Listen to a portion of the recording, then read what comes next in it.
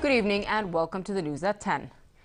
The Israeli government expressed its remorse for the incidents that led to the death of Jordanians, Dr. Bashar Hamarne and Mohammed Jawaude.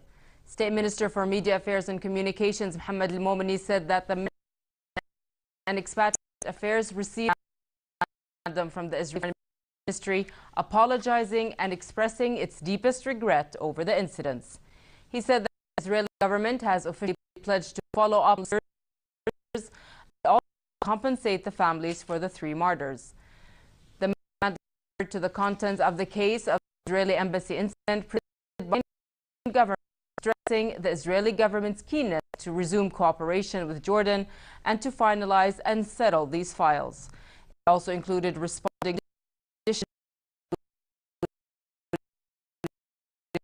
to all procedures with the martyrs' families who have expressed their consent to accept apology and compensation. Prime Minister Hani al-Mulki said Jordan will not allow outlaws to attack anyone on Jordanian soil and pledges that anyone will not escape punishment.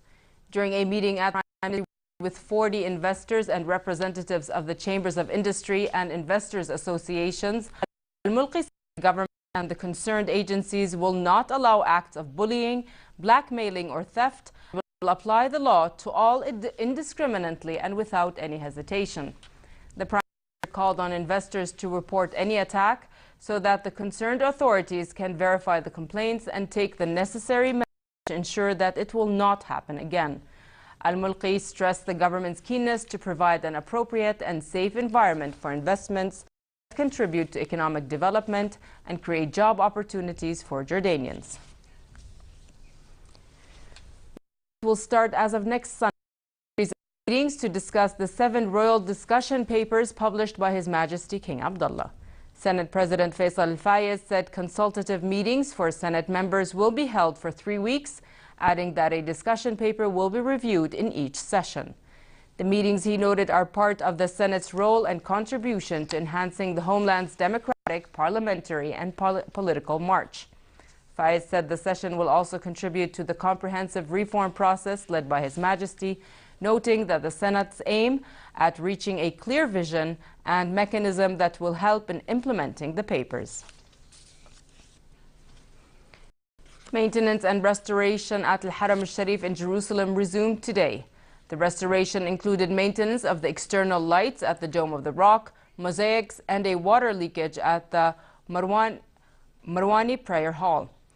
Israeli police prevented maintenance work yesterday, saying that Al-Waqf administration of Jerusalem required prior approval before maintenance can be carried out.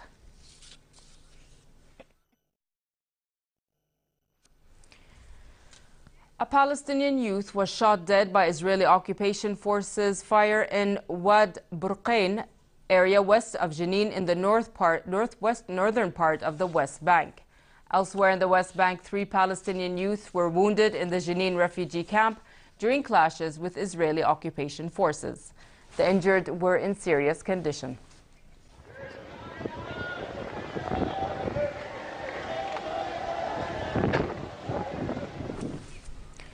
The Syrian government will attend UN-sponsored peace talks set to take place in Vienna next week. UN Deputy Syria Envoy Ramzi Izzeddin Ramzi said Syria's Deputy Foreign Minister Faisal Miqdad had informed him of the government's plans to attend. Meanwhile, the Syrian government warned Turkey against launching a military operation in Syria's northwestern region of Afrin. It added Syrian air defense stood ready to defend against any such attack. The Turkish foreign minister said Turkey would intervene in Afrin and Manbij to counter the Syrian Kurdish YPG militia.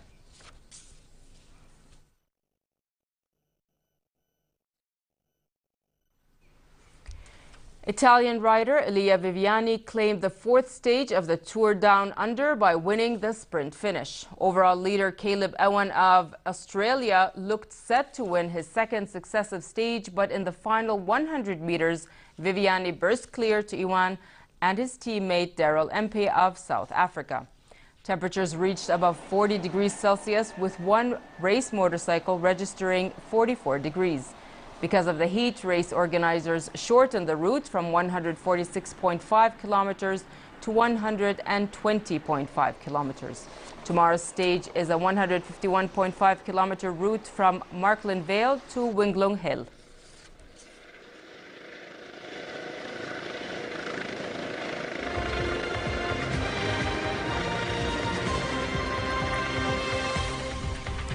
And finally, cold and cloudy conditions are forecast for tonight as the country is affected by a polar front, causing temperatures to drop tangibly, bringing heavy rainfall accompanied by hail, thunder and lightning. The cold front is expected to cause snowfall over the highlands in the northern and southern parts of the kingdom. Tomorrow it will be very cold, cloudy and rainy, with snowfall expected on elevations over 900 meters above sea level. The capital can expect a high of 9 degrees Celsius, dropping down to 6 at night, while the Gulf of Aqaba should expect temperatures to reach a high of 18 and a low of 6. With that, we come to the end of tonight's news. I'm Nancy Khair. Thank you for watching. Have a good night.